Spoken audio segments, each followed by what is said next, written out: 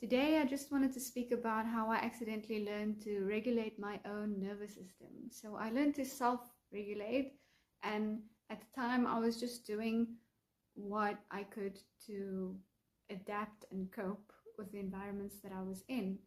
And over time, I had actually developed habits without even noticing that I was doing it. Like, I was developing habits that helped me cope with really difficult situations. I was a very I was a very unregulated kid, like from a nervous system perspective. So I was extremely anxious. I couldn't even eat in public. It was like a really difficult thing for me. So I had a lot of social anxiety. I literally felt like I was breaking out into a cold sweat every time I had to do like an oral presentation at school. Like I was one of those people that I would just like go completely cold and start speaking in a monotone. I still speak in a monotone mostly, but like it's not an anxious thing anymore. It's kind of this is now a regulated thing. When I was younger, I would get up on stage or I would get in front of the class and I'd have to speak, and I would instantly just go into like a monotonous speech tone and I would start speaking like this just to get through it, because I literally felt like I was absolutely dying on the inside. Like I was dying, and like I couldn't sleep the night before and I had stomach cramps and like you name it, I had it. I had all the social anxiety symptoms. Um, and for some reason, like as I grew up, just being that way, I I tended to attract very I don't want to say like, yeah, probably toxic people, but some of them not all the way toxic, but just very toxic behaviors and traits, and I guess vampiric ways, if you can put it that way. So lots of narcissistic personalities, sometimes sociopathic personalities. And I'd find that I'd end up working with and for a lot of these people, and then they'd see me and they'd be like, that's the one. Let's get her. And it's not a nice feeling. So if you clicked on this video, you probably feel some sort of likeness. You feel like you can relate to that in some way. And sometimes it's family situations as well, and like your friend circles, and you don't realize that you have control over those situations because you have control over yourself. So like I didn't realize that I could flip the switch until I accidentally stumbled into, like, I think it was yoga at first. I dislodged a disc in my back, one drunk night, fell on the staircase, I think. And it sort of dislodged the disc in my spine a little, and I had so much pain from the sciatica that I was just looking for just any relief. If you've had it, it's not a fun experience.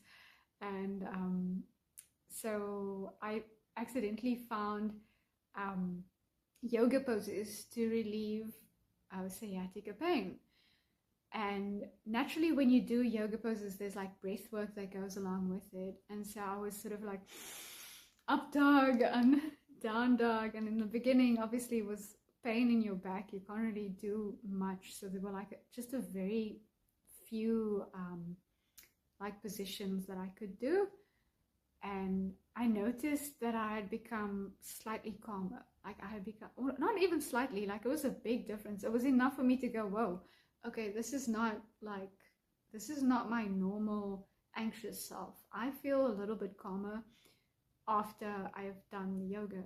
So anyway, because I was in so much pain, I was doing it like morning, and then sometimes I would like take bathroom breaks and try to if there was a lot of space in the stall, I'd try to do the poses sort of while standing up against doors and things. It was kind of weird, but that stretching, any kind of stretching, I guess Pilates as well, but like yoga for me specifically, that helped so much.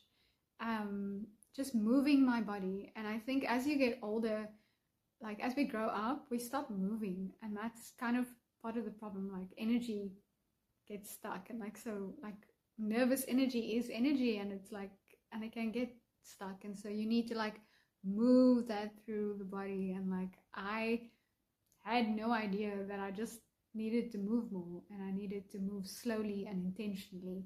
And I think that's the trick, really.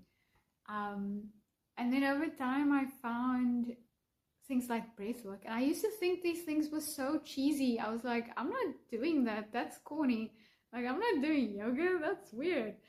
Um, so I found breathwork, and I thought, you know what? If yoga's not that bad, I'm gonna try breathwork and see how it goes. And then I discovered this technique. I think it's called the 478 method. It could be other numbers. I'm not sure. But I think it's called the 478 method. And it involves breathing in for like 4 seconds, holding for 7 seconds, and then breathing out for 8 seconds. So you would like breathe in, hold it for 7, to the count of 7, and then slowly breathe out. And you would do that until you feel calm. So maybe about 3 times. Like just doing that now, like even though it wasn't for the correct like time count, I actually feel so much better, just because it's breathing is something that we do unconsciously, or yeah, it's like an unconscious thing that we do. It just happens. It's an involuntary action, and we take it for granted. And so when you take control over like your movements and your breath, you take control of your nervous system essentially. So it's so helpful. And like I wish this was like taught in schools, because nervous kids like me could use that, you know? It's so valuable. I think part of the beauty of the 478 method is that like you breathe in, but you don't sort of fill your lungs all the way. And then you hold it for an unnatural amount of time. Like 7 seconds feels like a lifetime, right? And then you breathe out for double the amount of time that you actually breathe in. And so you empty your lungs completely. And that's, it kind of makes your nervous system go like, whoa, like, what is she doing? Are we dead? Like, are we dying?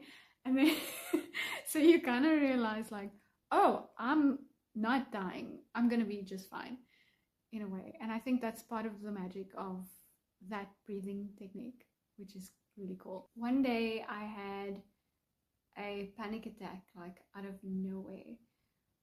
It just kind of hit me. I was sitting in my old house on the sofa, and I was thinking about something that made me really anxious. And I was thinking, if I can do it in my imagination, maybe it'll make the action easier in like real life. And so I was imagining so hard that I actually put myself into that situation, and I started having a real panic attack, like a full-on anxiety attack. And I had no idea what was going on until it was actually happening. And I was like, oh, this is what people are talking about. Like, that's crazy. Like, I literally felt like I was gonna die. So I lie down on the ground. I was just trying to breathe and just like ground myself. And it led me to research grounding techniques. And since I had already discovered like the 478 method of breathing, or like different breathwork meditations,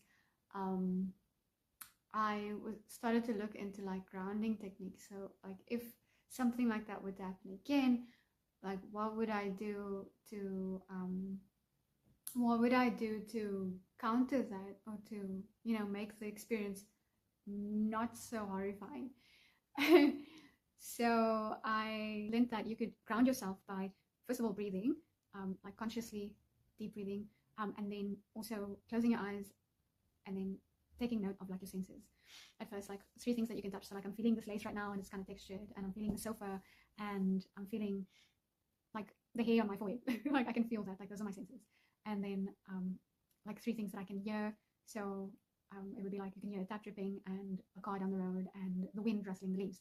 So those would be just like leaning into your senses, the things around you, just to ground you. And then if you were to open your eyes, you would look at 3 things that you can see in your environment.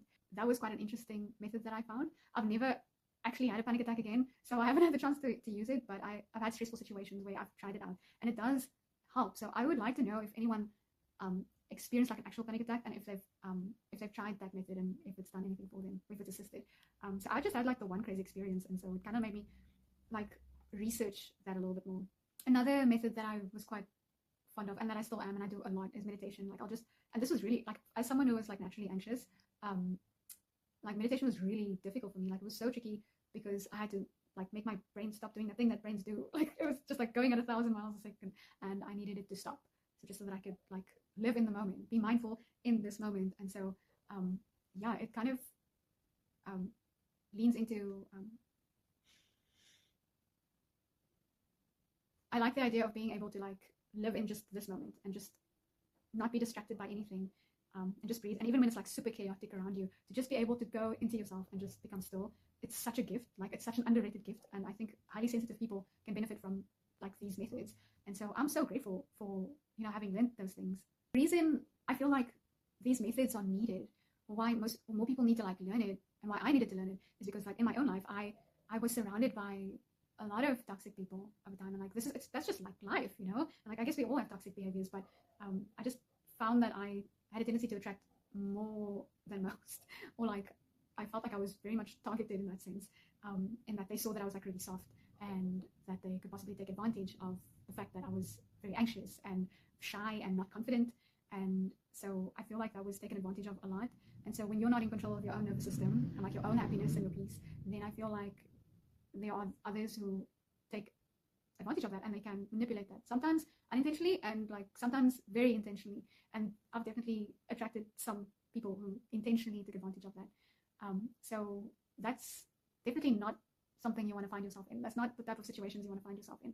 So it's important to start self-regulating and like build your confidence as well. It sort of goes hand in hand. Like once you get a handle on your like nervous system, you build your confidence as well.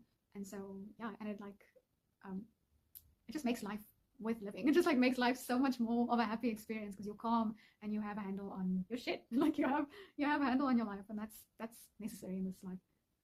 I think for me, the greatest benefit of having learned how to self-regulate my nervous system was the confidence thing.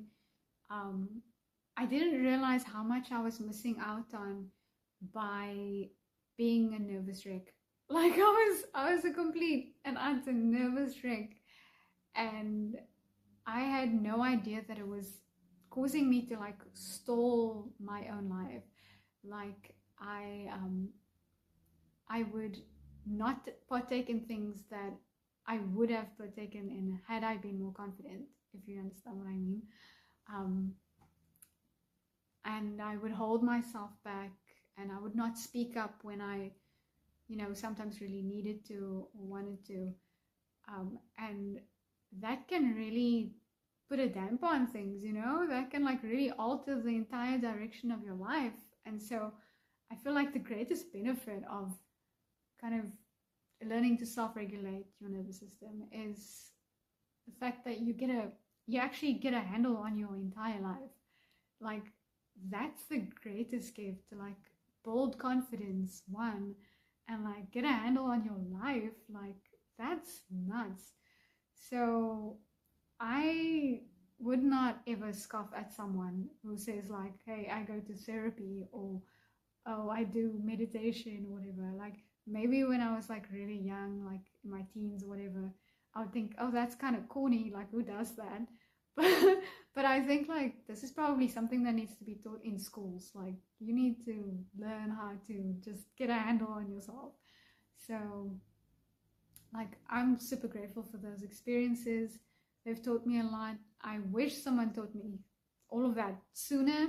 I'm just happy to be able to like share it with you. And like, yeah, if you've had like similar experiences, I'd love to know. Definitely leave me a comment. If you like this video and you want to see more just like it, I want to share more like this. It's just my own experiences, to be truthful. And then, like, I love fashion and I love cozy hobbies. And those are also things that I found just made me feel more at peace, especially as a female. Like those like soft, cozy hobbies, they really do help regulate you and like keep you just even keeled, I guess. So I think I will definitely be sharing more experiences like this, um, just as they like pop up in my mind. And yeah, if you wanna see more, or if you're interested in fashion, definitely subscribe. And I would love to know what you think.